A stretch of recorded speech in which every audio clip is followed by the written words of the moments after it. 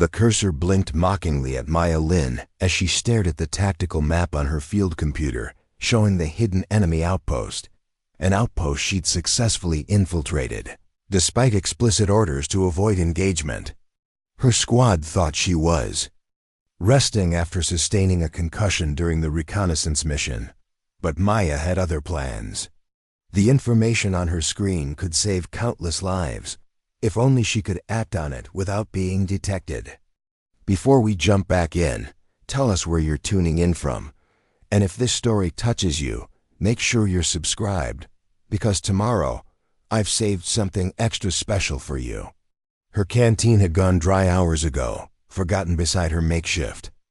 Caught as she'd worked through another night analyzing surveillance data for the Joint Special Operations Task Force Southeast Division. What had started as routine perimeter monitoring had transformed into something that made her hands shake as she scrolled through encrypted communications between enemy commander Viktor Zhukov and what appeared to be embedded spies within allied forces. Maya's breath caught in her throat as she read. Timestamps showing these communications had been ongoing for 14 months. The exact period when 3 major operations in the region had been compromised, resulting in the deaths of 5 team members and the capture of a high-value intelligence asset. The same operations where Colonel Raymond Foster had been praised for his unfortunate but unavoidable tactical withdrawals. Her finger hovered over the delete key, every instinct screaming at her to pretend she'd never seen this, to go back to her mundane world of perimeter security and surveillance routines. But as she read deeper into the documents, seeing names of operatives she'd trained with, operatives who were now dead, Maya realized she was already in too deep. The data hadn't appeared by accident. Someone had placed it there, and that someone knew she was one of the few people with the skills and clearance level to understand what she was looking at. The question was, had she been chosen as an ally, or as the next loose end to be eliminated? Maya's ordinary world had always been one of calculated risks and measured responses. Surveillance equipment humming in portable command centers, endless streams of data flowing through secure networks, and the quiet satisfaction of extracting order from chaotic intelligence reports. At 32, she'd spent 8 years as a special reconnaissance operative for the JSOTF, invisible to most of the officers and soldiers who relied on her work. She was the person who made sure intelligence assessments didn't miss critical details, who maintained the surveillance networks that kept operations running smoothly, who noticed patterns that others missed. The Covert Intelligence Support Team occupied a secured section of the forward operating base in northern Thailand, its location known only to those with appropriate clearances. Maya's station sat in the corner of the main operations room, surrounded by surveillance feeds and monitors displaying threat assessments. Her colleagues, a mix of military intelligence specialists and civilian contractors, rarely bothered her, recognizing that she worked best when left alone with her systems and analysis. It was 23:47 hours on a Tuesday when Maya first noticed the anomaly. She'd been running a routine cross-reference of surveillance footage, looking for pattern discrepancies and inconsistent movements that could slow down threat assessment. The work was methodical, almost meditative, requiring the kind of attention to detail that came naturally to her analytical mind. She'd started at 18 o'clock hours, long after most of her colleagues had gone to their quarters, enjoying the quiet of the nearly empty operations center. The silverback contingency folder appeared during a deep scan of Colonel Foster's classified directives, a directory she technically had read access to, but rarely needed to explore. The folder's creation timestamp showed it had been generated at 23:43 hours, just 4 minutes earlier, but its contents dated back over a year. More troubling was the folder's encryption signature, which matched administrative protocols Maya recognized from the most sensitive compartmentalized information she'd ever handled. Colonel Raymond Foster commanded respect throughout the base. At 54, he was a decorated veteran of 3 conflicts, a man whose steel-gray hair and stern demeanor made junior officers stand straighter when he passed. Maya had interacted with him only a handful of times, usually when he needed specific intelligence verified or when her security assessments required his authorization. He'd always been professional, if distant, acknowledging her work with brief nods and efficient requests. But as Maya opened the first document in the silverback contingency folder, her image of Colonel Foster began to crumble.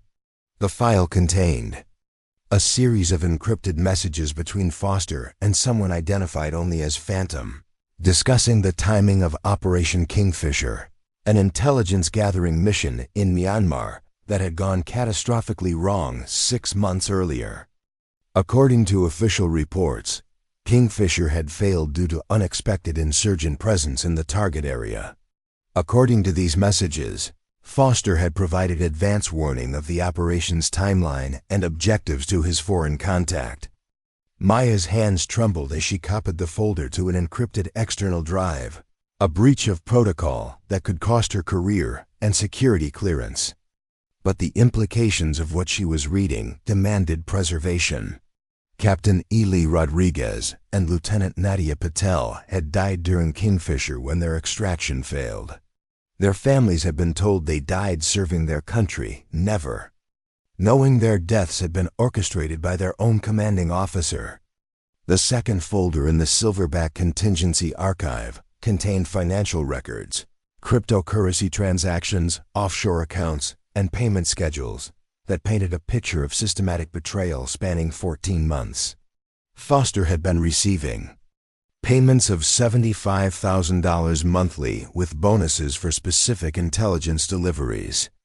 The amounts corresponded with compromised operations, failed missions, and leaked strategic information that had cost Allied forces valuable assets across Southeast Asia. As Maya delved deeper into the files, she discovered a complex web of corruption, involving not just Foster, but potentially other officers in the chain of command. Code names appeared throughout the documents: Phantom, Kingmaker, and Wraith, suggesting a network of informants and handlers operating within the Special Operations community. Preparing and narrating this story took us a lot of time, so if you are enjoying it, subscribe to our channel. It means a lot to us. Now back to the story.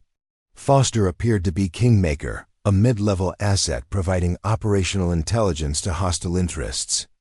The most damning evidence came in the form of recorded phone conversations, their audio files time-stamped and GPS tagged to Foster's office and personal quarters. In these recordings, Foster discussed upcoming operations with his handler, providing details about team movements, safe house locations, and planned intelligence-gathering activities. His voice was calm, professional, discussing the lives of his subordinates as if they were expendable assets to be traded. Maya realized she wasn't just looking at evidence of treason. She was looking at an active conspiracy that was still ongoing. The most recent communications were dated just 3 days earlier, discussing Operation Typhoon, a planned infiltration of a suspected weapons trafficking network in Laos. According to the files, Typhoon was scheduled to begin in 72 hours with operatives already in position. The weight of her discovery crashed down on her as she sat alone in the humming operations center, surrounded by the digital infrastructure that processed the region's most sensitive intelligence. She was a reconnaissance specialist who'd stumbled into a conspiracy that reached into the highest levels of her command structure. Every protocol she'd been trained to follow report suspicious activity through the chain of command was potentially compromised if Foster wasn't acting alone. Maya's first instinct was to contact her immediate supervisor, Major Diane Wallace. But Wallace was Foster's longtime colleague and had served under him in Afghanistan. Her second thought was contacting external oversight, but she had no way of knowing how far the corruption extended or whether investigative channels had been infiltrated as well. The paranoia that infected special operations work suddenly felt very real and very personal. She spent the rest of the night copying files, creating multiple encrypted backups on different storage devices, and researching secure communication methods that wouldn't be monitored by base systems.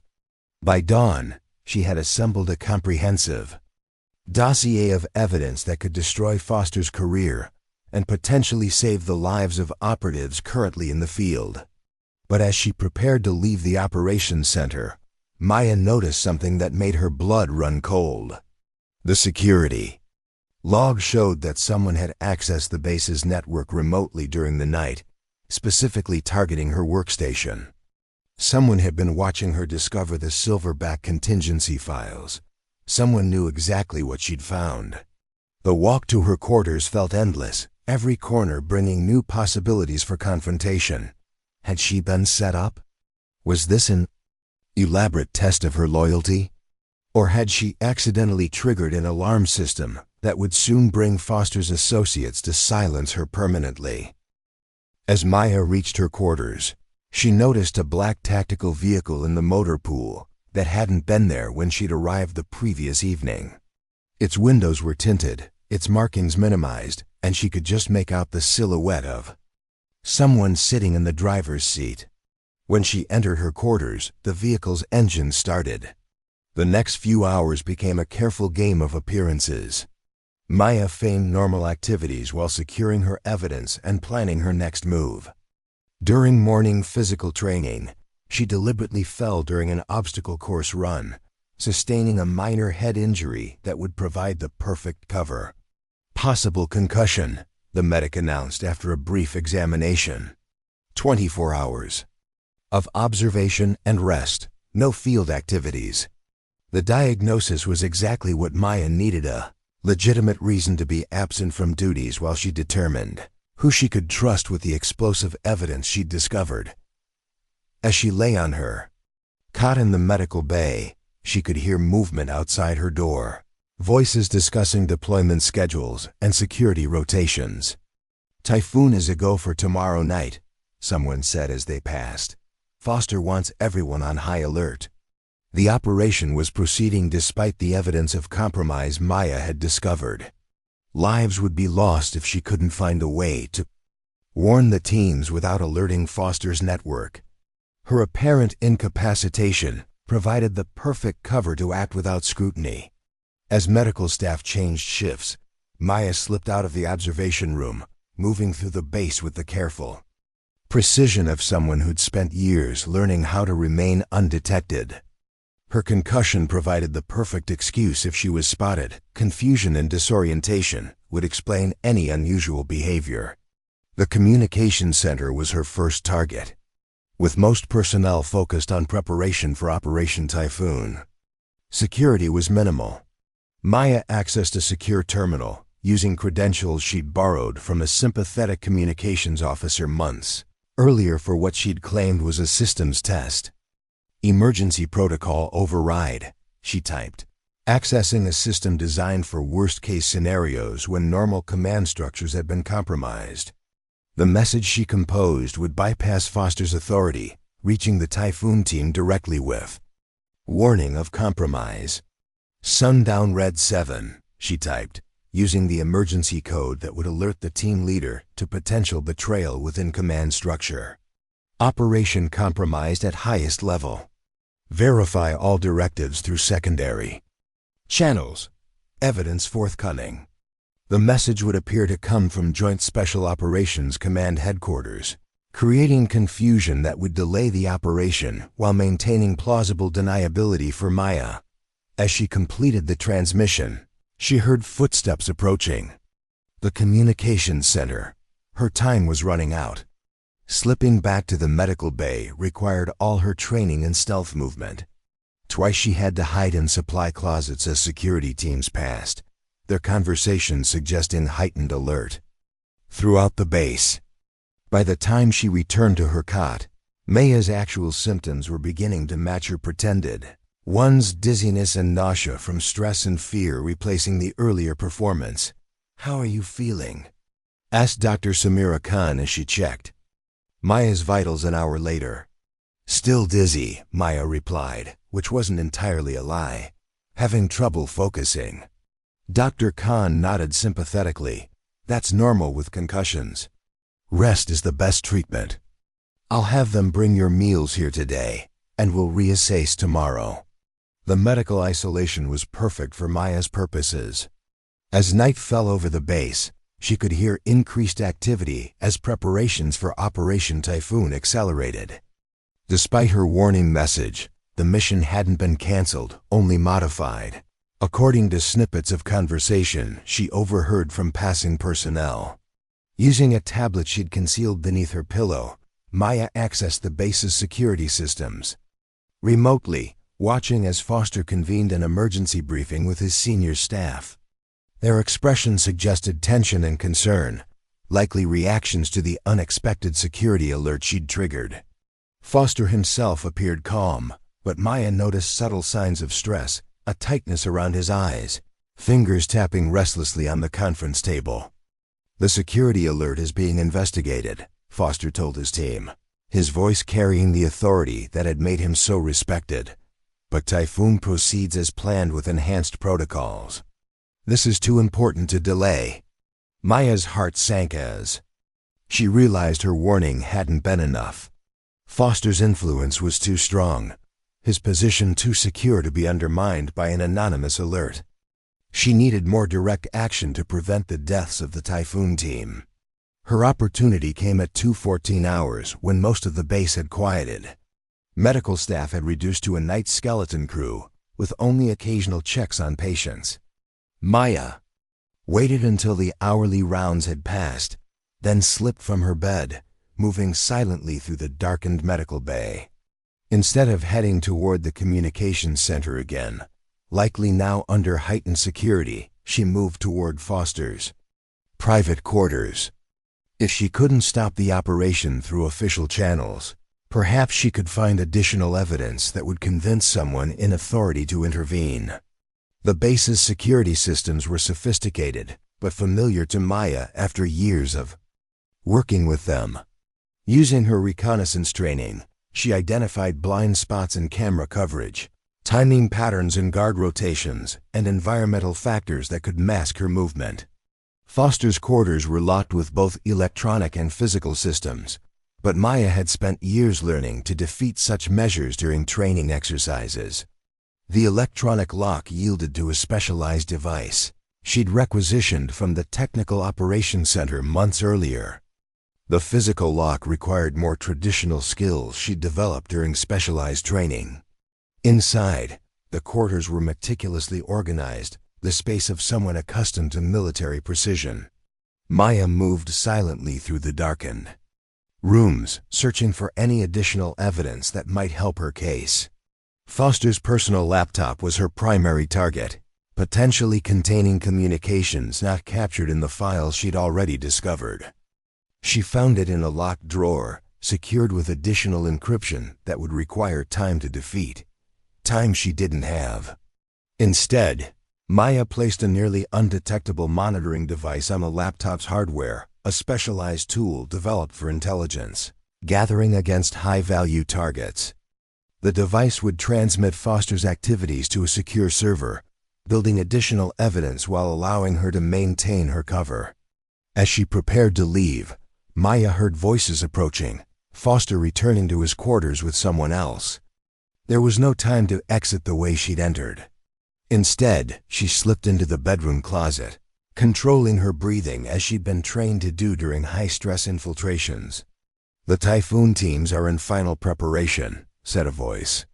She recognized as Major Wallace, Foster's trusted deputy. "But this security alert has everyone on edge. Someone knows something." "It's being handled," Foster replied, his tone dismissive. "Our contact has identified potential security breaches. By tomorrow night, all loose ends will be eliminated." Maya's blood ran cold as she realized she was likely one of those loose ends. Her unauthorized access to the files had been detected, and Foster was already moving to neutralize the threat she posed. "What about the concussion case, Lin?" Wallace asked, confirming Maya's fears. "Communications logs show unusual activity." "From the medical bay terminal." Should be dealt with after Typhoon launches, Foster said. A tragic complication from her head injury. These things happen in our line of work. The casual discussion of her planned murder reinforced the danger Maya faced. She wasn't just a potential security breach to them, she was an expendable asset whose elimination had already been scheduled. After Foster and Wallace left to oversee final Typhoon preparations, Maya slipped from the quarters, her mind racing with the confirmation that she'd become a target. Her apparent concussion provided temporary protection. They wouldn't move against her until after the operation launched, but that gave her less than 12 hours to act. Returning to the medical bay, Maya maintained her cover as a recovering patient while planning her next move. Direct appeals to higher authority were too risky. She couldn't know who might be part of Foster's network. Instead, she needed to find someone whose loyalty was beyond question, someone with enough authority to intervene but outside Foster's direct influence. Commander Leela Jackson, head of the Regional Counterintelligence Division, was stationed at the adjacent airbase, technically outside Foster's chain of command, but with oversight authority for security matters. If Maya could reach her with evidence, Jackson might be able to suspend Typhoon pending investigation. The challenge was reaching Jackson without alerting Foster's network. Any official communication would be monitored. Any unusual movement from the medical bay would trigger alerts. Maya needed a distraction significant enough to divert attention while she made her move. Her opportunity came with the pre-operation equipment test scheduled for 14 o'clock hours. As base personnel focused on final preparations, emergency protocols would be temporarily adjusted to accommodate the increased activity. Maya could use this window of reduced security to move. At 13:58, she overrode the medical monitoring system to show continuous normal readings, buying herself at least an hour before anyone would physically check her condition. Then, using techniques developed for evading enemy surveillance, she slipped from the medical bay into the main complex. The base was a hive of pre-operation activity, providing excellent cover as Maya moved through service corridors and maintenance areas, avoiding main thoroughfares where she might be recognized. Her first stop was the communication center, where she needed to send an encrypted message to Commander Jackson requesting an urgent meeting. "Security anomaly detected in operation parameters," she typed, using counterintelligence terminology that would catch Jackson's attention without explicitly mentioning Typhoon. "Request immediate verification consultation at your location. Authentication code, Sierra Echo Victor Echo November." The authentication code, part of the Counterintelligence Division's verification system, would identify Maya as the sender, without using her name on potentially compromised channels. As she sent the message, alarms suddenly blared throughout the base. The equipment test had escalated to a full security drill. "All personnel report to designated security positions," announced the base-wide communication system. "This is not an exercise. Potential security breach in progress." Maya's blood ran cold as she realized this was no scheduled drill. Her absence from the medical bay had been discovered, triggering the security alert. Foster was moving against her sooner than anticipated. The confusion of the security response provided both challenge and opportunity. Base personnel rushing to stations created obstacles to movement, but also divided attention that might otherwise focus solely on finding her. Maya used her knowledge of the base layout to stay ahead of search patterns, moving through service areas and utilizing blind spots in security coverage. The motor pool became her destination if she could secure transport to the airbase. She might reach Commander Jackson before Foster's people intercepted her. As she approached the vehicle area, Maya spotted a security team conducting systematic searches of buildings along her planned route. Direct passage was no longer possible. Instead, she circled to the rear of the motor pool, utilizing drainage channels and maintenance access points to approach from an unexpected direction. 2 guards patrolled the vehicle perimeter, their movement patterns suggesting standard security rather than a focused manhunt. They hadn't yet received updated orders about her specifically. Maya waited for the patrol pattern to create a blind spot, then moved quickly to a transport vehicle scheduled for supply delivery to the airbase. The manifest attached to the windshield confirmed its destination, exactly where she needed to go. The driver was completing paperwork inside the dispatch office, leaving the vehicle momentarily unattended. Maya slipped into the cargo area, concealing herself among supply crates destined for airbase operations. Minutes later, she felt the vehicle start and begin moving toward the main gate. "Security override in effect," announced the gate officer. As the transport approached, all vehicles subject to enhanced inspection before departure. Maya's heart raced as she heard the driver acknowledge the instruction. A thorough search would discover her immediately. She needed a distraction, something to expedite the vehicle's passage without complete inspection. Fortune favored her as another alarm sounded, this one from the far side of the base. "Security team to North Perimeter," came the urgent call. "Possible intrusion in progress." The gate officer made a quick decision. "Proceed through," he told the driver. "We need to reallocate personnel to the north sector. Standard verification only." The standard verification involved checking the driver's credentials and scanning the vehicle's exterior, but not opening the cargo area. Maya remained motionless as the process completed, releasing a controlled breath only when the transport cleared the gate and accelerated toward the airbase 5 kilometers away. The journey gave her precious minutes to organize her thoughts and evidence. The encrypted drive containing the silverback contingency files was secured in a hidden pocket of her uniform. The authentication codes needed to verify the information were memorized. Everything necessary to convince Commander Jackson was ready if she could reach her before Foster's people intercepted the transport. As the vehicle approached the airbase perimeter, Maya prepared for the next phase of her desperate plan. She had escaped the immediate threat, but the hardest part was still ahead, convincing someone in authority that one of the most respected officers in special operations was a traitor selling out his own teams. The transport slowed as it reached the airbase security checkpoint. Maya knew this would be her most vulnerable moment, transitioning from one secure facility to another, with identification checks that would immediately flag her unauthorized presence.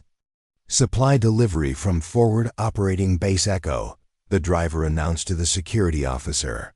"Priority transport for Operation Typhoon support." "Proceed to Hangar 7 for inspection and processing," replied the officer after verifying the driver's credentials. As the transport moved toward the designated hangar, Maya assessed her options. Direct approach to Commander Jackson's office would likely be intercepted. Instead, she needed to use the airbase's own security systems to make contact. When the vehicle stopped inside Hangar 7, Maya waited for the driver to exit before slipping from the cargo area. The hangar was bustling with pre-operation activity technicians preparing equipment, intelligence officers reviewing final briefings, and security personnel establishing protocols. The activity provided excellent cover as she moved along the periphery, using supply crates and parked vehicles for concealment. Her target was a secure communications terminal in the hangar's operations center. If she could access it, she could send a direct alert to Commander Jackson's security team, bypassing standard channels that might be monitored by Foster's network. The operations center was elevated above the hangar floor, providing oversight of activities below while housing sensitive communications equipment. 2 security officers guarded the entrance, checking credentials of all personnel seeking access. Maya's reconnaissance training included techniques for creating tactical diversions. Accessing a maintenance panel near a fuel supply station, she carefully cross-wired control systems to trigger warnings without causing actual danger. Moments later, hazard alarms activated near the aircraft refueling area. "Potential fuel line pressure anomaly," announced the automated system. Technical team to refueling Station Alpha. The controlled chaos that followed was exactly what Maya needed. Security personnel focused on the potential hazard, including one of the guards from the operations center. The remaining guard was now managing increased radio traffic, dividing his attention as personnel sought clarification about the alarm. Maya approached confidently, holding a tablet displaying technical specifications that resembled maintenance authorization. "Emergency override check for communication systems," she told the distracted guard. "Potential cascade effect from the fuel system alert." The guard glanced at her tablet, then at the increasing activity around the refueling area. "Make it quick," he said, waving her through without scanning her credentials. Exactly the security lapse she'd been counting on. Inside the operations center, Maya moved directly to an unoccupied communications terminal, accessing the emergency protocol system that would reach Commander Jackson's security team. "Immediate counterintelligence override," she typed. "Verification. Code Sierra Echo Victor Echo November. Critical security compromise affecting Operation Typhoon. Request immediate secure meeting with Commander Jackson. Evidence of treason at command level."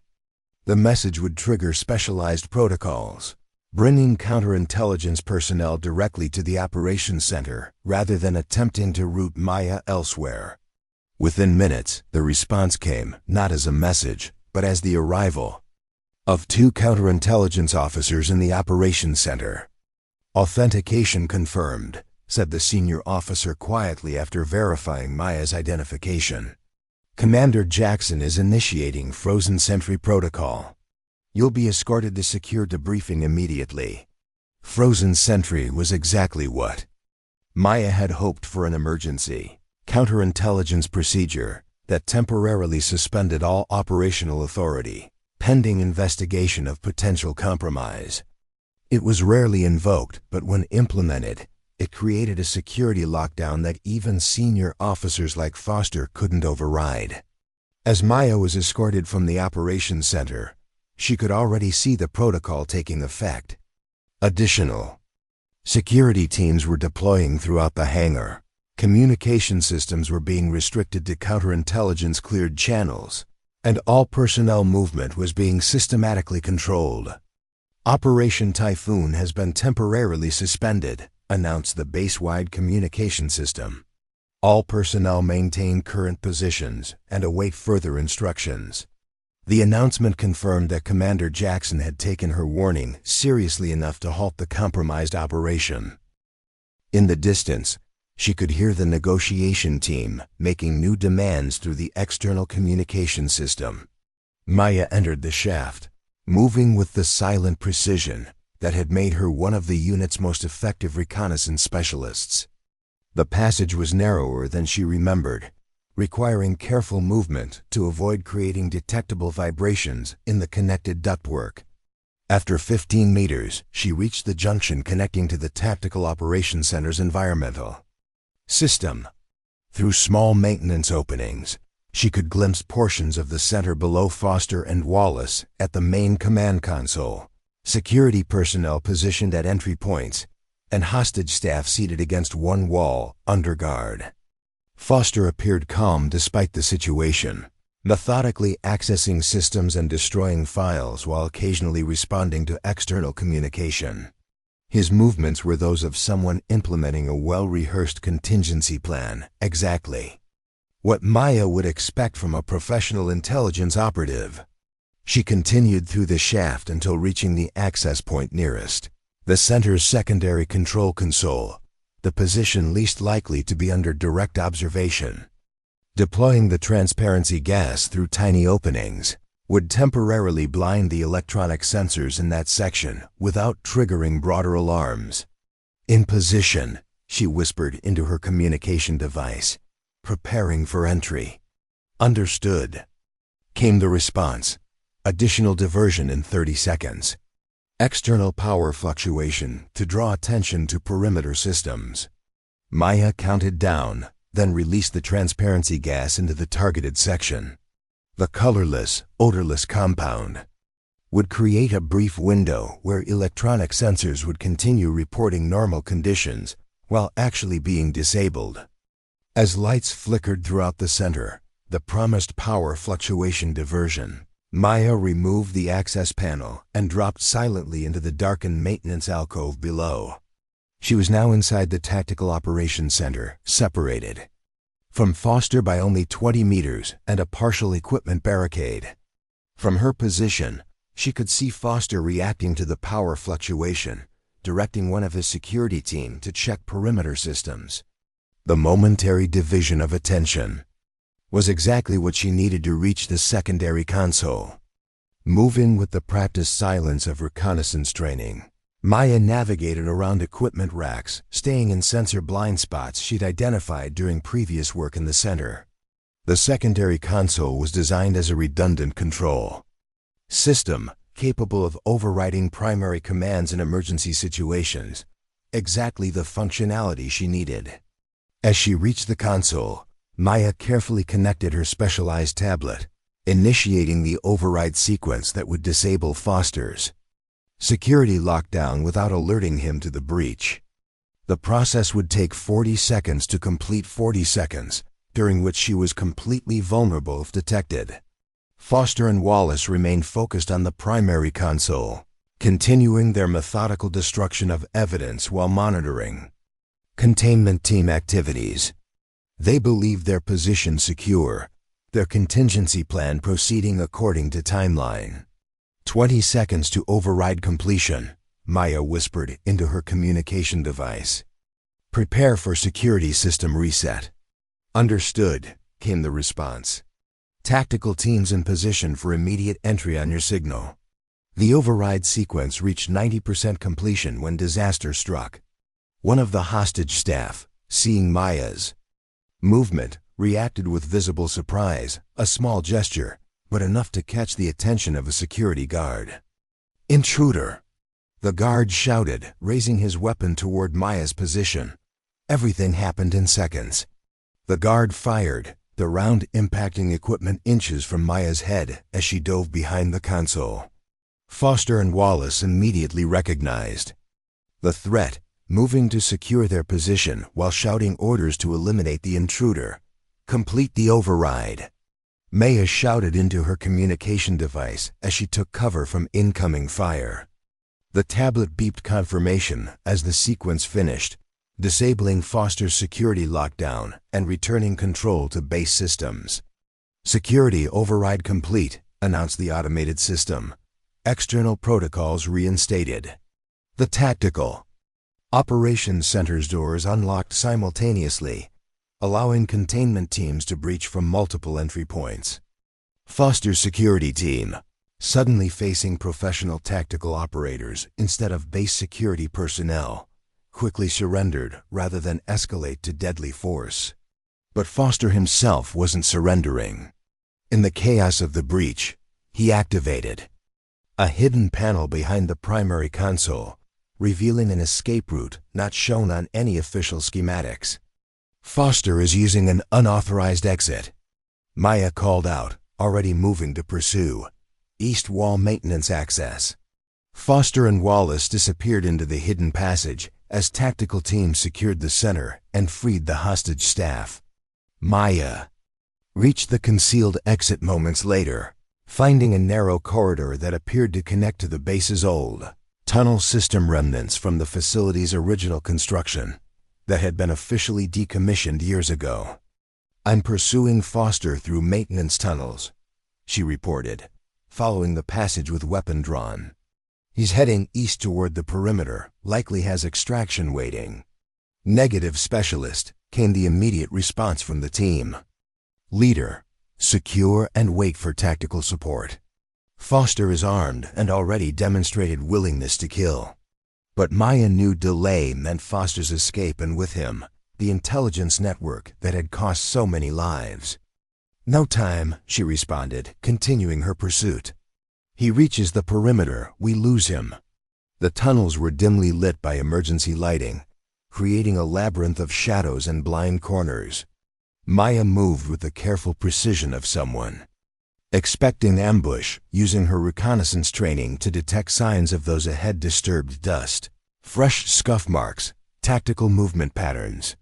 She could hear Foster and Wallace ahead, their hurried movement suggesting desperation rather than calculated withdrawal. The sounds led her to a junction where the tunnel split into 3 separate passages, one continuing east toward the perimeter, others leading to different sections of the base.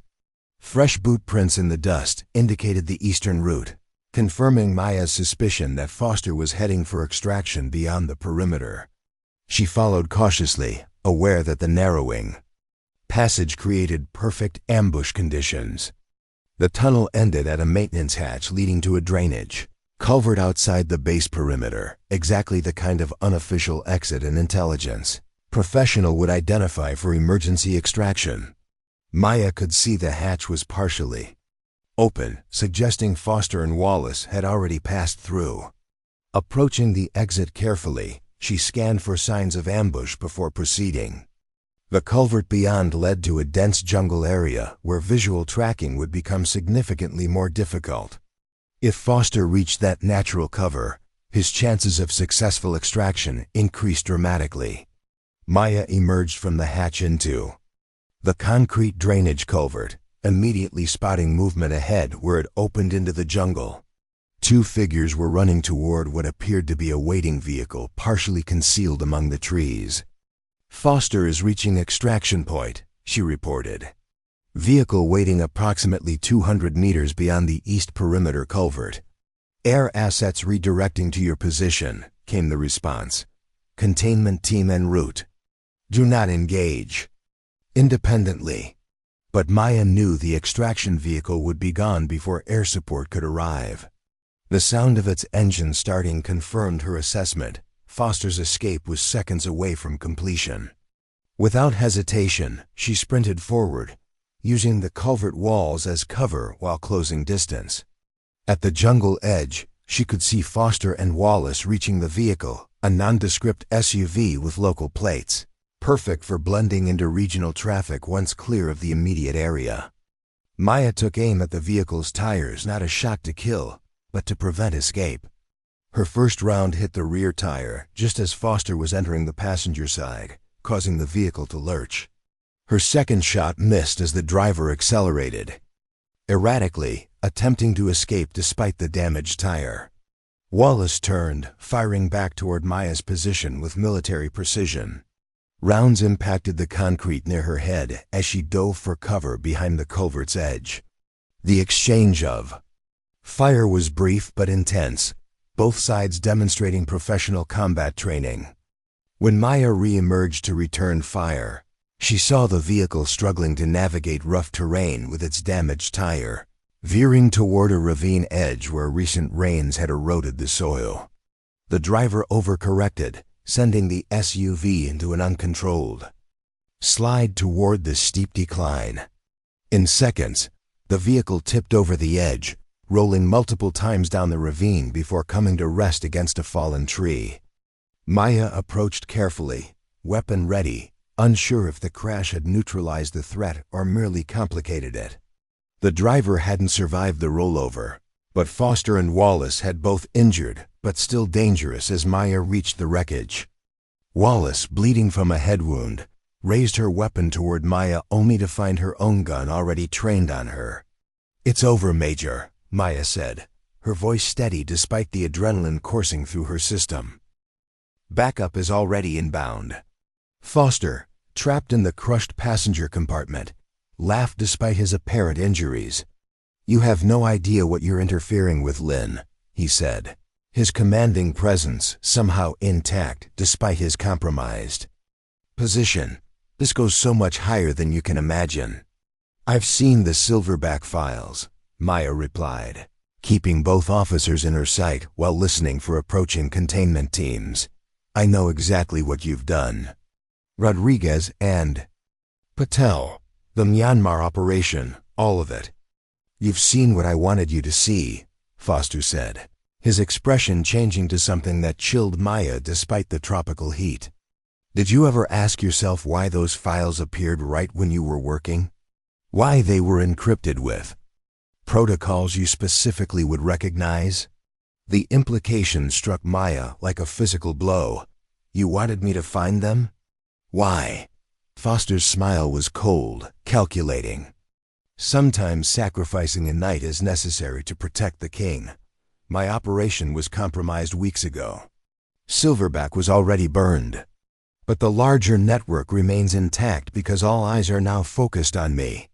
The sound of approaching helicopters and vehicles signaled the arrival of containment teams, but Maya barely registered them as she processed Foster's implication. Who's the king, Foster? She demanded, needing to understand the true scope of what she'd uncovered. Foster merely smiled as tactical teams swarmed the crash site, securing him and Wallace for transport. You'll never know, he said as medics assessed his injuries. That's the point. The next 48 hours passed in a blur of debriefings, medical examinations, and security protocols. Maya's concussion, no longer pretended, had been diagnosed as genuine, the result of her encounter in the Tactical Operations Center. But doctors had cleared her for limited duty, recognizing the critical nature of her testimony in ongoing investigations. Commander Jackson had established a specialized counterintelligence task force, combining resources from multiple agencies to analyze the Silverback files and identify the broader network Foster had hinted at. Maya found herself at the center of this operation, her unique knowledge of both the files and Foster's statements, making her an invaluable asset.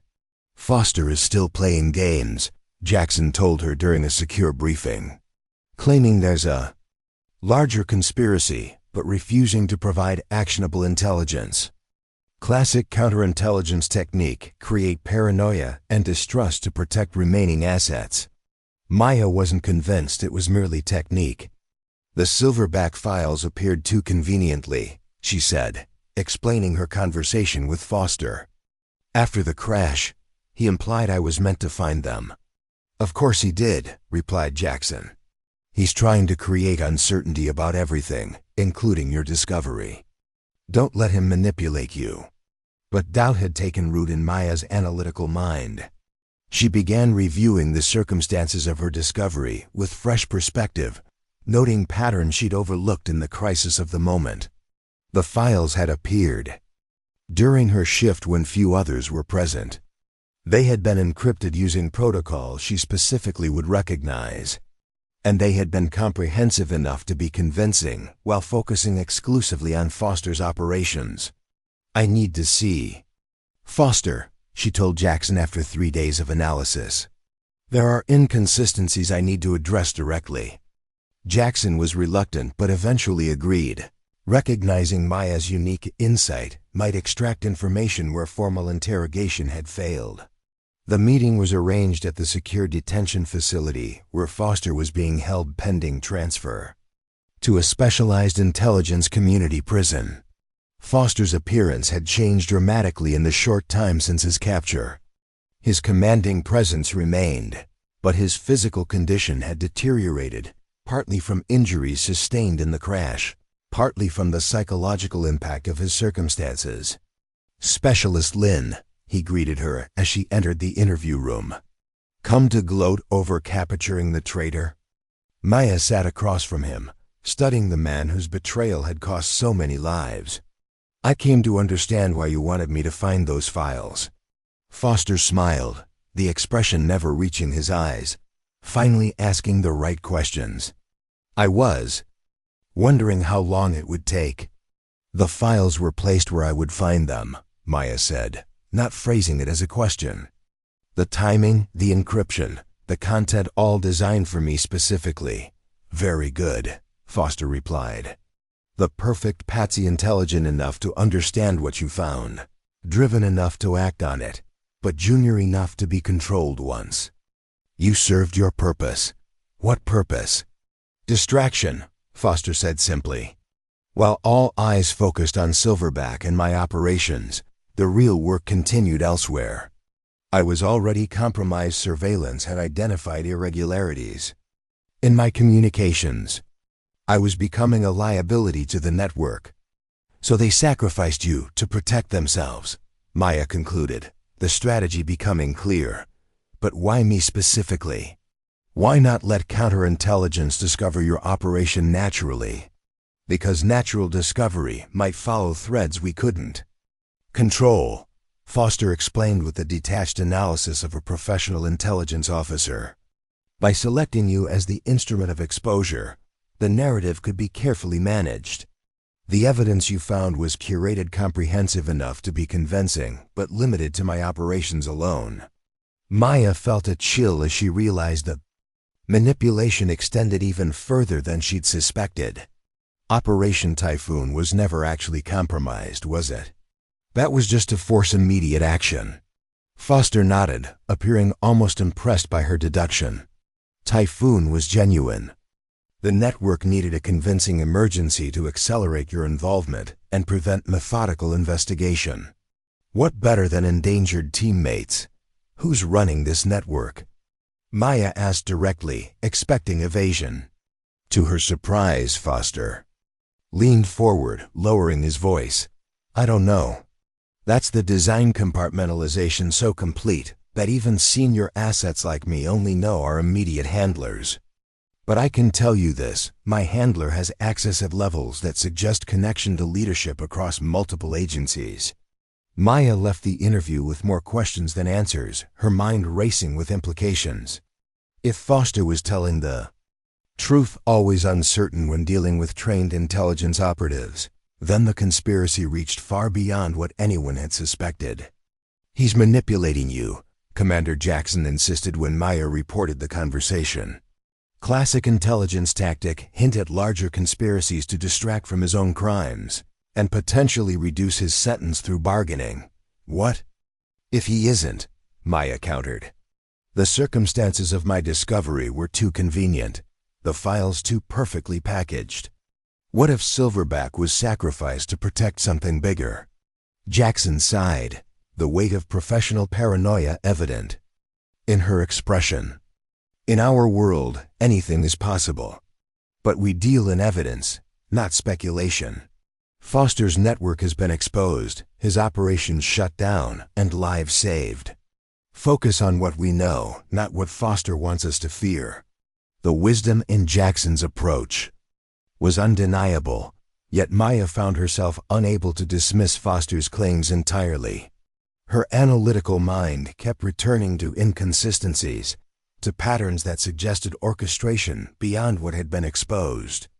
2 days later, as she reviewed communication logs from Foster's captured devices, Maya noticed something that stopped her cold, a recurring communication pattern that matched protocols used by someone else she knew. Major Diane Wallace, Foster's longtime deputy who had been captured with him, had been using a communication signature that appeared elsewhere in intelligence community transmissions. I need access to Wallace's full file, Maya told Commander Jackson, presenting her findings. There's a pattern match with communications outside Foster's network. Jackson reviewed the evidence with growing concern. This signature appears in communications with Central Command's Intelligence Coordination Division. That's 3 levels above Foster's operational authority. The implication was clear: Wallace might be connected to exactly the higher-level network Foster had hinted at. With Jackson's authorization, Maya began tracing the communication patterns, building a web of connections that extended far beyond what the Silverback files had revealed. We need to approach this carefully, Jackson warned as the pattern emerged. If this network truly extends to leadership levels, direct investigation could alert them before we've identified all participants. Maya understood the challenge. They were potentially investigating people with the authority to shut down their investigation. We need to create our own distraction, she suggested. Let them think the Foster situation is resolved while we quietly build our case. The strategy they developed was subtle, a carefully managed public narrative about Foster's treason that suggested complete resolution, while a small, highly compartmentalized team continued investigating the broader network. Maya found herself leading this shadow investigation, her unique position as Foster's exposer, providing both cover and access. Wallace became their first breakthrough. Facing extensive evidence of her involvement, she agreed to limited cooperation in exchange for consideration during sentencing. Her testimony confirmed Foster's claims about a larger network while providing concrete details about communication methods and contact protocols. "My handler never identified themselves," Wallace explained during a secure debriefing. "All contact was through encrypted channels using specialized authentication. But the operational knowledge they demonstrated suggested access to command level intelligence across multiple theaters. Each revelation added pieces to a disturbing puzzle, a network operating within the highest levels of military and intelligence leadership, compromising operations, manipulating personnel, and eliminating threats to their security." The Silverback operation had been merely one node in a complex system of betrayal. As Maya assembled evidence, a pattern of strategic compromise emerged. Not random intelligence selling, but carefully orchestrated operations designed to advance specific geopolitical outcomes, benefiting hostile powers while appearing as unfortunate tactical failures. "They're not just selling information," Maya realized during a late-night analysis session with Jackson. "They're shaping regional policy by controlling which operations succeed and which fail. It's strategic manipulation at the highest level." The evidence pointed toward figures in positions so senior that direct investigation would be immediately detected. Maya and Jackson found themselves in the same position Maya had faced with Foster, needing to expose treason without alerting the very people they were investigating. "We need irrefutable evidence delivered simultaneously to multiple oversight authorities," Jackson decided after reviewing their findings. "Something so comprehensive that even highly placed conspirators can't contain it." The operation they designed was unprecedented, a counterintelligence strike against their own leadership. Using techniques developed for penetrating hostile intelligence services, Maya built a surveillance network targeting communication patterns identified through Wallace's testimony. For 3 months, they accumulated evidence, building a case so comprehensive it could not be dismissed or contained. Financial transactions, communication intercepts, operational manipulation patterns, all pointing to a network extending into the highest echelons of military and intelligence leadership. The breakthrough came when they identified the communication hub connecting all network elements, a secure server facility ostensibly used for routine intelligence coordination, but actually serving as the command center for the conspiracy. With this discovery, they could finally map the entire network, including its senior leadership. "We're ready," Maya told Jackson as they reviewed the completed intelligence package. "The evidence connects everything: Foster, Wallace, the compromised operations, and the leadership network controlling it all." Jackson nodded grimly. "Simultaneous delivery to congressional oversight, inspector general offices, and select allied intelligence services. No single point that can be controlled or contained." The night before implementation, Maya visited Foster one final time. He seemed unsurprised by her appearance, as if expecting this confrontation. "You found them," he said simply, studying her expression. "The ones who sacrificed me." "We found all of them," Maya confirmed. "The entire network, including your handlers and theirs. Tomorrow it all comes out." Foster smiled, but there was no triumph in the expression, only the weary acknowledgement of a professional who recognized a superior operation. "They underestimated you, created you as a convenient instrument, never considering you might become something more." "Why tell me about them?" Maya asked, the question that had bothered her since their previous conversation. "Why hint at the conged larger conspiracy? Professional courtesy," Foster replied. "One intelligence operative to another. We're all expendable in this game. I simply wanted you to understand that capturing me wasn't the end, merely a move in a much larger strategy." As Maya left the detention facility for the final time, she reflected on how completely her life had changed since discovering the Silverback files.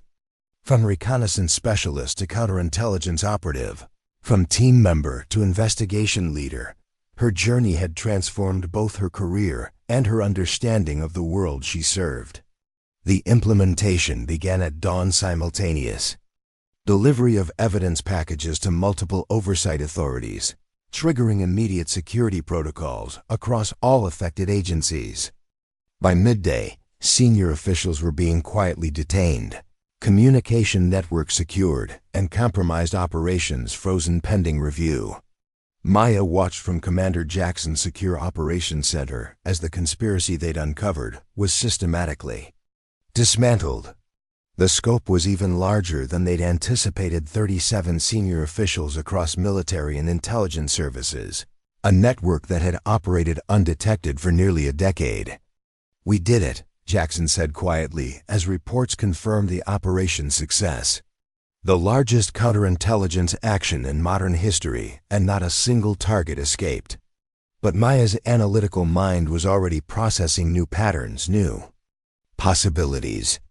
"We identified this network because Foster made a mistake, allowed himself to become visible enough for initial suspicion.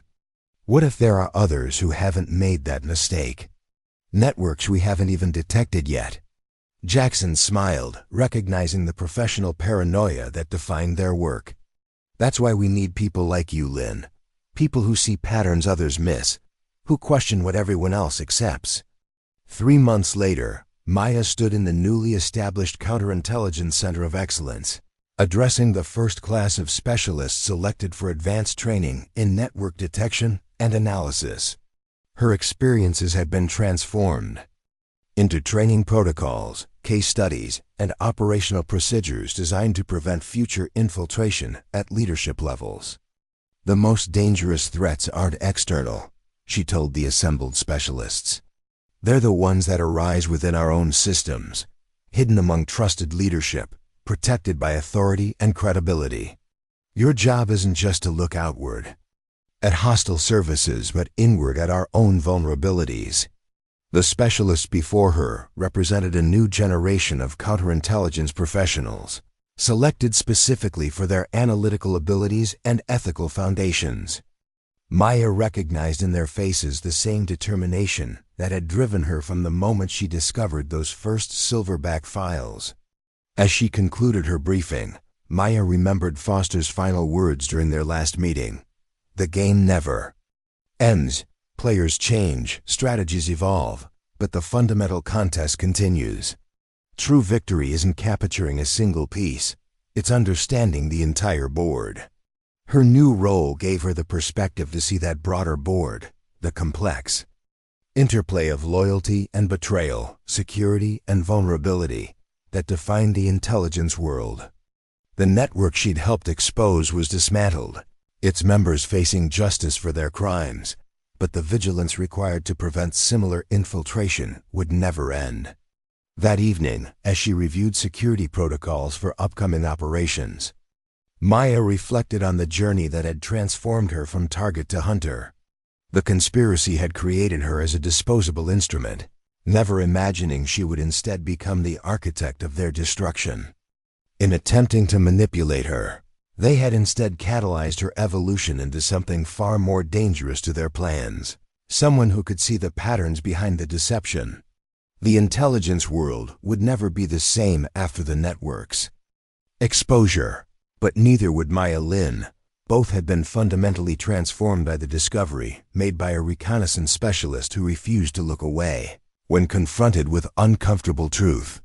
And in that transformation lay the greatest victory of all, not just exposing a single conspiracy, but creating systems to prevent the next one before it could take root.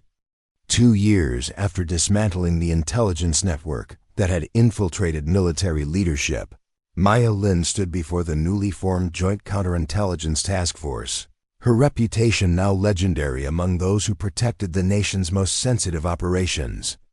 At 34, she had been promoted to Director of Network Analysis, leading teams specifically trained to detect patterns of compromise before they could take root. The Foster case taught us something fundamental about organizational vulnerability. she told the assembled intelligence professionals. Traditional security focuses on external threats, hostile services attempting to penetrate our systems. But the most dangerous infiltrations begin with trusted insiders who have already passed our screening processes. The task force represented a revolutionary approach to counterintelligence cross-agency collaboration, designed to prevent the compartmentalization that had allowed Foster's network to operate undetected for years. Maya's experiences had become the foundation for new protocols, new training methods, and new analytical approaches. We're implementing what we call the Silverback Protocol, she continued, referencing the case that had defined her career. Automated pattern detection across communication networks, financial systems, and operational outcomes. The system is designed to identify anomalies that might indicate coordinated compromise. As she concluded her briefing, Maya received an urgent notification on her secure tablet. Potential pattern match detected in Southeast Asia operations. Confidence level moderate. Recommend immediate review. The system she had helped design was flagging exactly the kind of subtle inconsistencies that had eventually exposed Foster's network. After dismissing the task force meeting, Maya retreated to her secure office to analyze the alert in detail. The pattern involved 3 failed intelligence operations in Thailand, each characterized by unexpected enemy preparedness that suggested advanced knowledge of operational details. The similarities to early stages of the Foster case were concerning, enough that Maya immediately activated a preliminary investigation team. "What are we looking at?" asked Specialist Cameron Reeves, Maya's deputy and a specialist in digital intelligence patterns. Maya had personally recruited him from the NSA Cyber Analysis Division, recognizing his exceptional ability to detect subtle anomalies in data flows. 3 compromised operations in Thailand over the past 4 months, Maya explained, displaying the pattern analysis on their secure system. Each failure characterized by enemy forces being precisely positioned to intercept our teams. The statistical probability of coincidence is below threshold. Reeves studied the data with professional intensity. Command structure connection? That's the interesting part, Maya replied. The operations were authorized through different command channels, but all had tactical oversight from the Joint Special Operations Satellite Facility in Bangkok. The Bangkok facility was designed as a regional coordination center, providing technical and intelligence support to operations throughout Southeast Asia. Its compartmentalized structure meant that compromise in one section shouldn't affect operations managed through other divisions. Could be physical security breach rather than personnel compromise, Reeves suggested. Signal intercept, surveillance penetration, technical compromise. Maya nodded, acknowledging the possibility. That's why I'm sending you to Bangkok for on-site assessment. If this is technical compromise, we need to identify and contain it before more operations are affected. The decision to send her deputy rather than going herself reflected Maya's evolution as a leader. She had learned to delegate operational components while maintaining strategic oversight, necessary adaptation as her responsibilities expanded beyond single investigations to systemic security architecture. What parameters do you want for the assessment? Reeves asked, already preparing for deployment. Complete technical and personnel audit, Maya instructed. Focus on communication security, access patterns, and operational compartmentalization. I'm particularly interested in anyone with visibility across multiple operational channels. As Reeves departed for Bangkok, Maya continued analyzing the pattern data, looking for connections that might not be immediately obvious. The system she had developed was designed to detect subtle relationships, financial transactions, communication coincidences, personal connections that might indicate coordinated activity. One name appeared repeatedly in peripheral support roles across the compromised operations. Technical specialist Eliza Chen. not in command positions or direct operational involvement, but present in the communication support structure for each compromised mission. The connection was tenuous. Chun's role provided legitimate reasons for her involvement, but the statistical coincidence merited closer examination. Maya accessed Chun's personnel file, reviewing her background, qualifications, and security clearance history. A 10-year veteran of technical intelligence support, Chun had an exemplary record with multiple commendations for operational assistance. No financial irregularities, no suspicious contacts, nothing to suggest compromise. And yet, the pattern remained. Chun had provided communication support for the 3 compromised operations, but also for 7 successful missions during the same period. If she was the source of compromise, why weren't all her operations affected? Maya initiated a deeper background analysis, expanding beyond standard personnel records to examine Chun's entire professional history, personal connections, and communication patterns. The investigation would take time, but pattern recognition had taught Maya that patience was essential in counterintelligence work. 3 days later, Reeves reported from Bangkok with preliminary findings. "The facility is technically sound," he explained during their secure video conference. "No evidence of signal compromise, surveillance penetration, or physical security breach. If operations are being compromised, it's happening through human channels." The confirmation narrowed their investigation focus. "What about Chun?" Maya asked. "Respected professional, well liked by colleagues, no apparent security concerns," Reeves reported. "But I identified something interesting in her access patterns. She requests technical documentation for operations above her immediate responsibility level, ostensibly for system compatibility verification." Maya felt the familiar tension that accompanied potential pattern confirmation. That could provide visibility across operational boundaries that shouldn't exist. "Exactly," Reeves agreed. "Not enough to confirm compromise, but definitely justifies enhanced monitoring." With appropriate authorization, Maya implemented surveillance protocols specifically designed for potential insider threats, digital monitoring, communication pattern analysis, and behavioral assessment.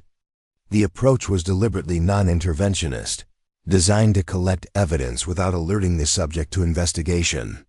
For 3 weeks, the monitoring systems accumulated data on Chun's activities, building a comprehensive picture of her professional behavior, communication patterns, and system access.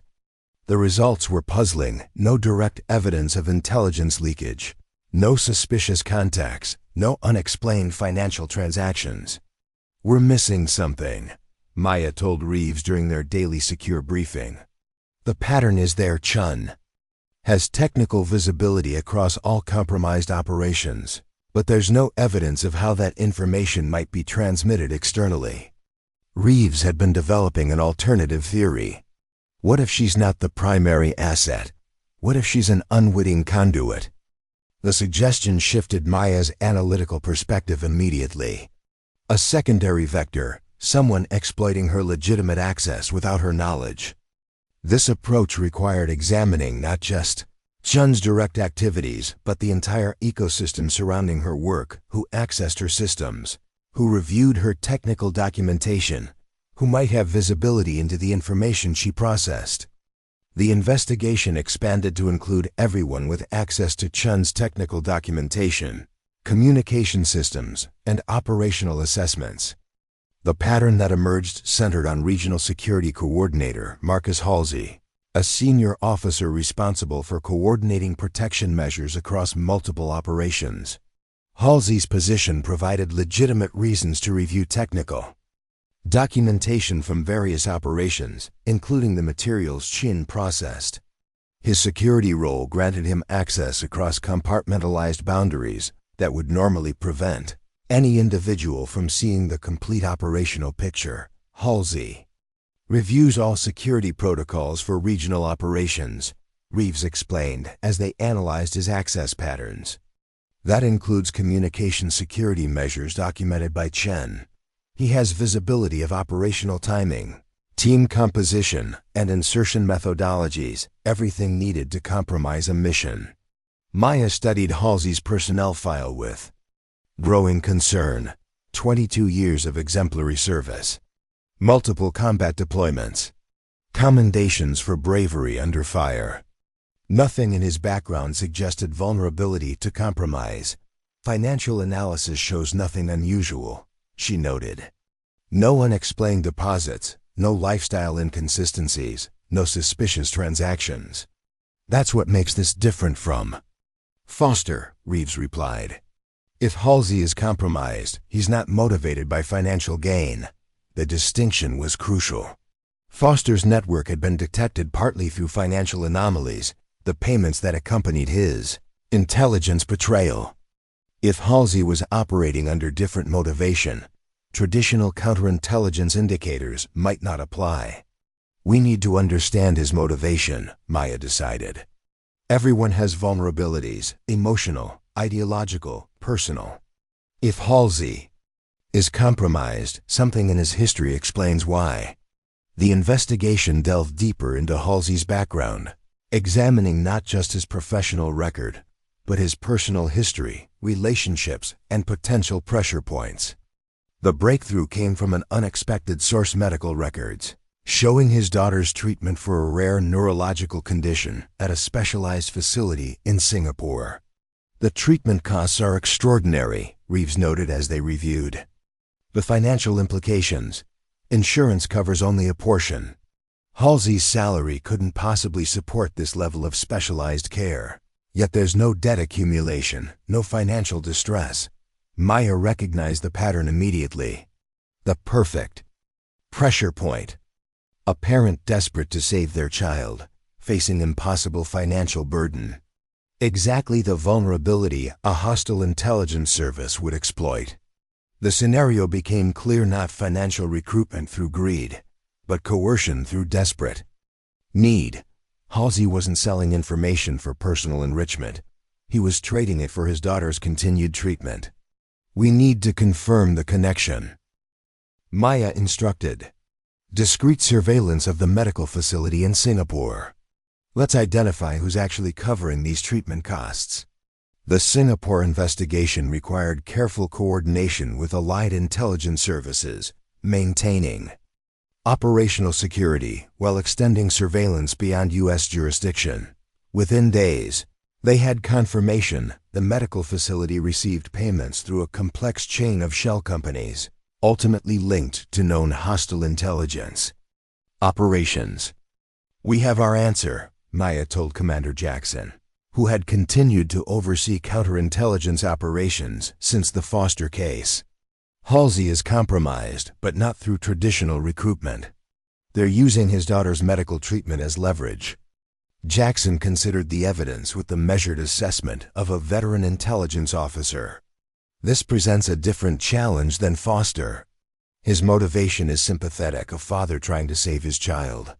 The motivation doesn't change. The impact, Maya replied.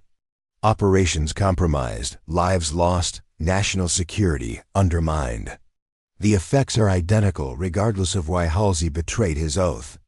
But the approach must be different, Jackson countered. Foster was motivated by greed, a straightforward criminal. Halsey presents a more complex ethical situation. How do we handle someone coerced through their child's medical needs? The question cut to the heart of intelligence work, the balance between security requirements and human complexity. Maya had spent years developing systems to detect compromise, but addressing the human factors behind betrayal required different skills entirely. We need to turn him, she proposed. Not just arrest him, but convert him to our advantage. If we can provide alternative medical support for his daughter, we might be able to use Halsey to feed controlled information back to his handlers. The strategy was unconventional, but offered multiple advantages: continuing medical care for an innocent child, potential intelligence gain against hostile operations, and the opportunity to identify higher-level contacts in the hostile network. Jackson authorized the approach, but with a critical stipulation: This remains completely compartmentalized. Not even Halsey's direct superiors can know we've identified his compromise. The operation required careful preparation, establishing a secure medical alternative for Halsey's daughter, developing a controlled information strategy that would appear credible to hostile handlers, and creating the psychological approach that would give Halsey a path to cooperation rather than resistance. Maya designed the confrontation personally, drawing on her experiences with both Foster and Wallace to create an approach that acknowledged Halsey's impossible situation while offering a resolution that protected both his daughter and national security. The meeting took place in a secure facility in Bangkok, with Halsey ostensibly called in for routine security consultation. Instead, he found Maya waiting, evidence of his compromise methodically arranged on the conference table between them. "I know about your daughter's treatment in Singapore," Maya began without preamble. "I know who's really paying for it, and I know what you've provided in exchange." Halsey's reaction confirmed their assessment, not defiance or denial, but the collapse of someone who had been carrying an impossible burden. "They approached me after her diagnosis," he said, voice barely audible. "The experimental treatment was her only hope, but insurance denied coverage. They offered to pay for everything. In exchange for operational information," Maya finished for him. Halsey nodded, unable to meet her eyes. "I tried to minimize the damage only provided technical details when absolutely necessary, delayed information when possible. But they threatened to terminate her treatment if I didn't comply." The admission aligned perfectly with their analysis of compromised operations. The pattern of selective compromise, some operations affected while others proceeded normally, reflected Halsey's attempts to balance his daughter's survival against his professional obligations. "I'm not here to arrest you," Maya told him, shifting the conversation in a direction Halsey clearly hadn't anticipated. "I'm here to offer an alternative." The proposal was straightforward: continued medical care for Halsey's daughter through classified government channels, in exchange for his cooperation in feeding controlled information to his handlers. The arrangement would maintain his daughter's treatment while converting a security vulnerability into an intelligence asset. "Why would you do this?" Halsey asked, suspicious of motivation after years of coercion and moral compromise. "Why? Not just arrest me and be done with it?" Maya's response reflected her evolution from the reconnaissance specialist who had discovered Foster's betrayal to the counterintelligence director who understood the human complexities behind security threats. "Because you're not Foster," she said simply.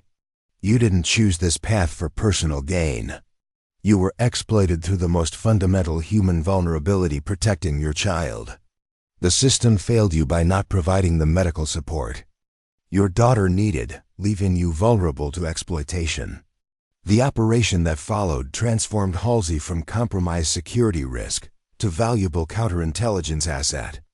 Under Maya's guidance, he began feeding carefully controlled information to his handlers, technical details that appeared valuable but actually supported a broader deception strategy designed to map the hostile intelligence network. Within 3 months, the operation had identified 17 hostile intelligence operatives across Southeast Asia, mapped their communication structure, and exposed their methodologies for targeting vulnerable personnel. The counterintelligence value far exceeded the security risk Halsey had originally presented. "This approach changes our entire concept of insider threat management," Maya explained to Commander Jackson as they reviewed the operation's success. "Traditional counterintelligence treats compromise as a binary state, loyal or disloyal. But Halsey demonstrates a more complex reality." Jackson nodded thoughtfully. "Most compromise doesn't begin with willing betrayal. It starts with vulnerability, exploitation, and impossible choices. If we can address the underlying vulnerabilities, we not only prevent compromise, but potentially reclaim valuable personnel." The Halsey case became the foundation for a new counterintelligence Methodology Maya called vulnerability-focused prevention. Rather than simply monitoring for signs of betrayal, the approach proactively identified potential pressure points among personnel with sensitive access: financial distress, medical crises, family emergencies, and provided support resources before hostile services could exploit these vulnerabilities. We're shifting from punitive to preventive counterintelligence, Maya explained to the Joint Chiefs during a classified briefing. Instead of waiting to catch traitors, we're identifying vulnerable personnel before they become compromised and providing support that eliminates the leverage hostile services might exploit. The approach represented revolutionary thinking. In a field traditionally focused on detecting and punishing betrayal rather than preventing its root causes. By addressing the human factors that created vulnerability to compromise, Maya's methodology promised to reduce insider threats while preserving valuable personnel who might otherwise be lost to exploitation. 6 months after implementing the new protocol, data showed promising results: decreased anomalous behavior among personnel with sensitive access, increased self-reporting of potential vulnerability, and several cases where intervention had demonstrably prevented exploitation. Attempts by hostile services. "You've fundamentally changed how we approach counterintelligence," Commander Jackson told Maya during their quarterly review. "Foster taught us to look for patterns of betrayal. Halsey taught us to recognize and address the human vulnerabilities that make betrayal possible." The evolution reflected Maya's own journey from the specialist who had detected Foster's conspiracy through technical patterns to the leader who understood the complex human factors underlying security vulnerabilities. Her personal growth had transformed institutional approaches, creating security systems that recognized human complexity rather than simply enforcing binary standards of loyalty. As Maya reviewed the latest vulnerability assessment reports, she reflected on the distance she had traveled since discovering those first silverback files. The reconnaissance specialist who had once focused solely on detecting threats had become a counterintelligence director who understood the importance of addressing the human conditions that created those threats in the first place. The system she had built wasn't perfect. No security approach could completely eliminate risk, but it represented a fundamental shift in philosophy that promised both more effective protection and more humane treatment of the people entrusted with the nation's most sensitive information. In counterintelligence work, that represented the most meaningful victory possible, not just catching traitors after damage was done, but preventing betrayal by addressing the human vulnerabilities that made it possible in the first place. 5 years after the Halsey operation transformed counterintelligence methodology, Maya Lin stood before the newly established Global Security Symposium, addressing intelligence professionals from 37 allied nations. At 39, she had been appointed as the first director of the Integrated Threat Prevention Center, an unprecedented multi-agency organization designed to identify and neutralize security threats before they materialized. "Traditional security thinking has always been reactive," she explained to the assembled intelligence leaders. "We build walls, then respond when those walls are breached. We establish clearance procedures, then investigate when cleared individuals betray trust.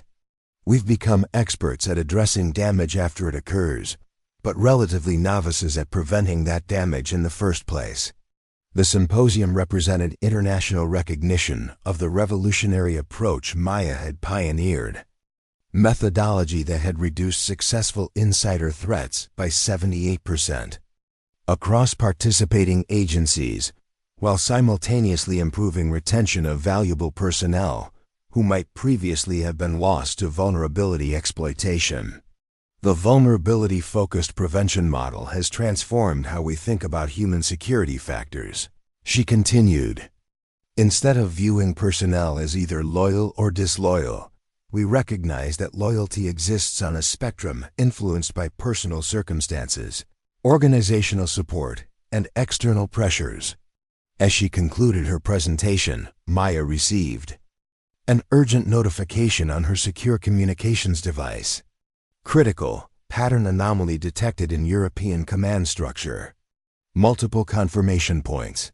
Immediate consultation required. The alert triggered emergency protocols established specifically for high-confidence threat indicators. After completing her presentation obligations, Maya moved to a secure communication facility within the symposium venue, connecting with her operational team in Washington. What are we looking at? She asked Deputy Director Alexis Mercer, who had assumed Cameron Reeves' position when he was promoted to lead the Asian Pacific Security Division. Financial pattern anomalies across 7 senior officers in European command, Mercer explained, transmitting encrypted data to Maya's secure tablet. Microtransactions routing through dispersed accounts, converging in consolidated holdings. Outside normal monitoring parameters. Maya studied the pattern with growing concern.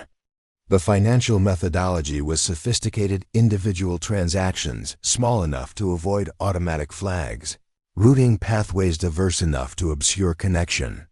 Patterns, consolidation points structured to evade standard monitoring systems. This isn't opportunistic, she concluded. The sophistication suggests professional financial tradecraft designed specifically to circumvent our detection systems. Agreed, Mercer responded. The pattern emerged only because of the enhanced monitoring parameters you implemented last quarter. Standard systems would have missed it entirely. The enhanced parameters had been Maya's response to evolving threat methodologies, additional detection layers, specifically designed to identify sophisticated evasion techniques that could bypass traditional monitoring. The system was detecting exactly what it had been designed to find: advanced financial tradecraft, indicating coordinated activity. What connects these 7 officers? Maya asked, searching for the operational pattern behind the financial anomalies. That's the concerning part, Mercer replied. They serve in different divisions, different geographical assignments, different operational specialties.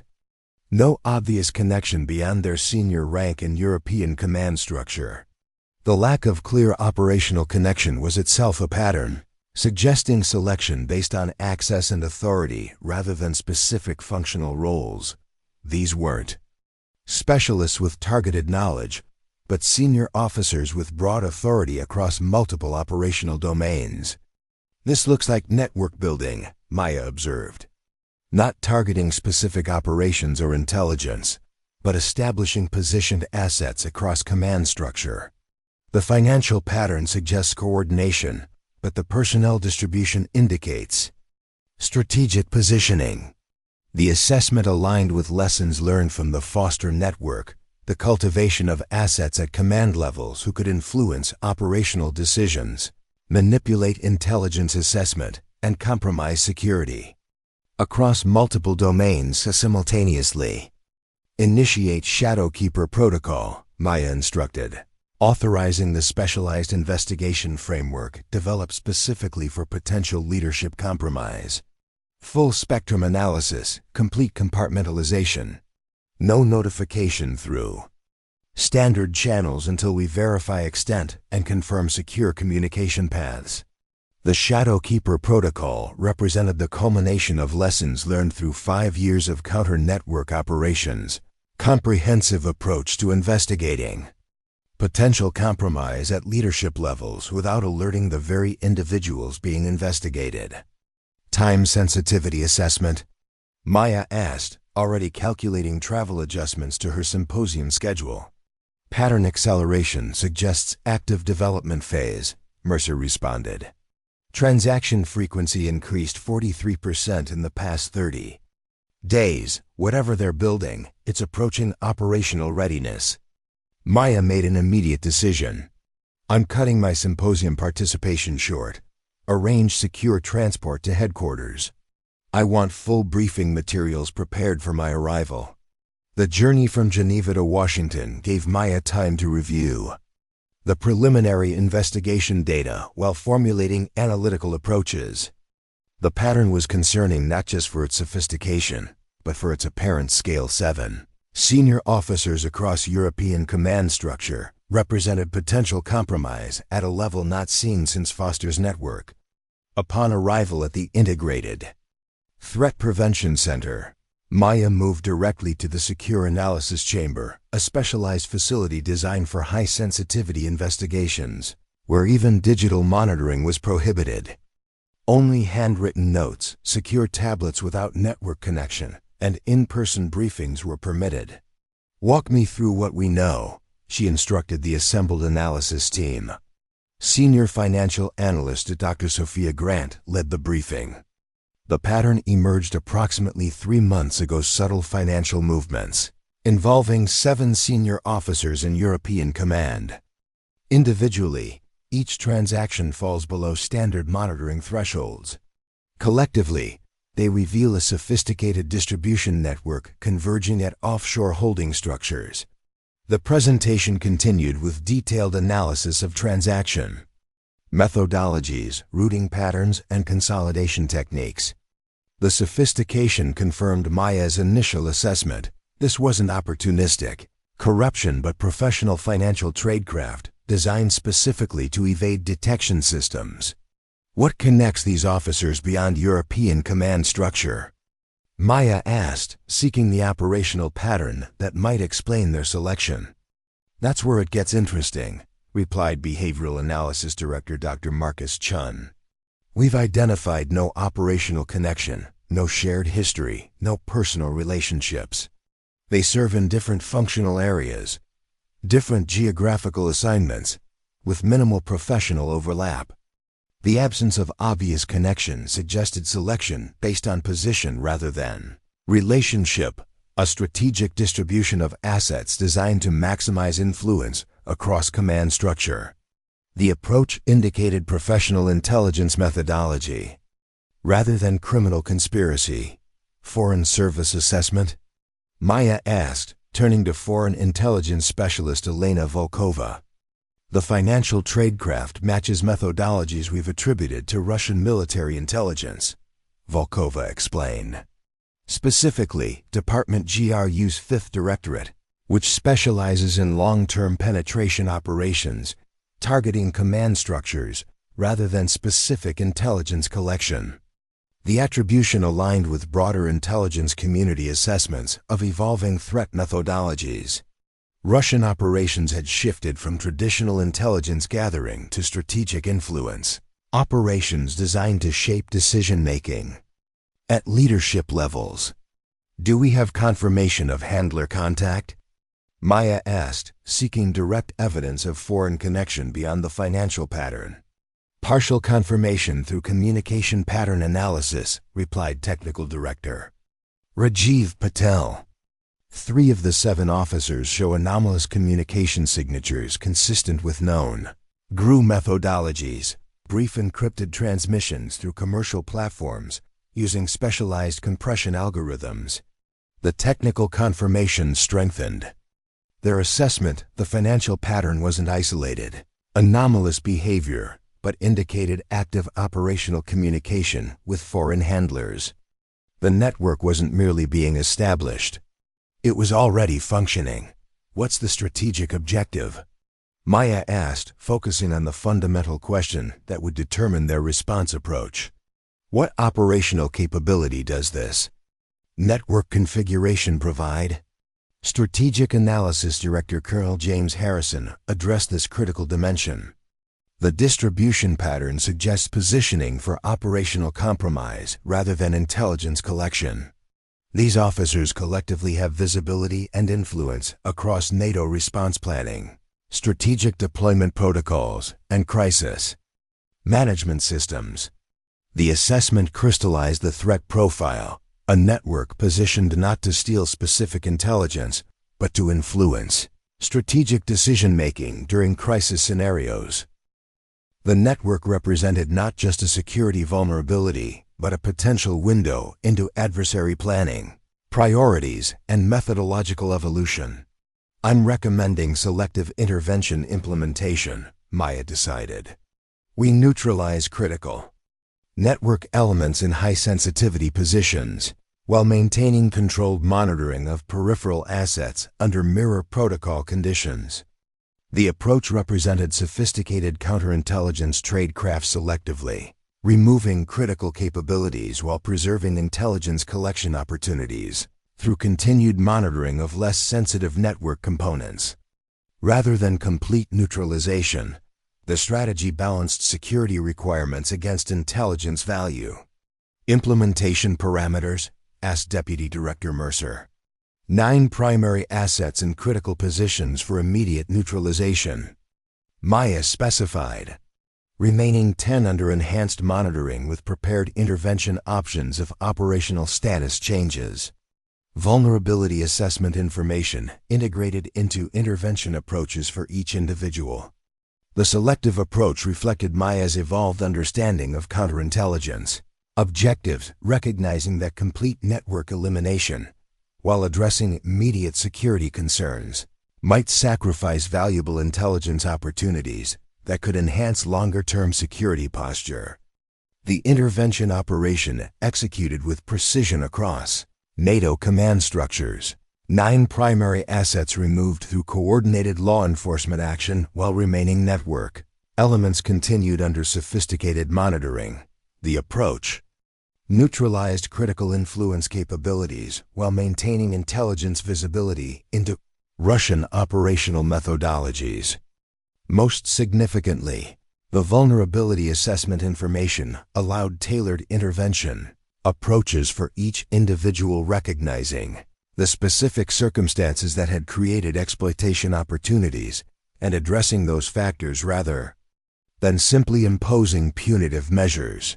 3 of the 9 neutralized assets agreed to cooperation arrangements similar to the Halsey model, providing controlled information to their handlers in exchange for addressing the vulnerability factors that had led to their compromise.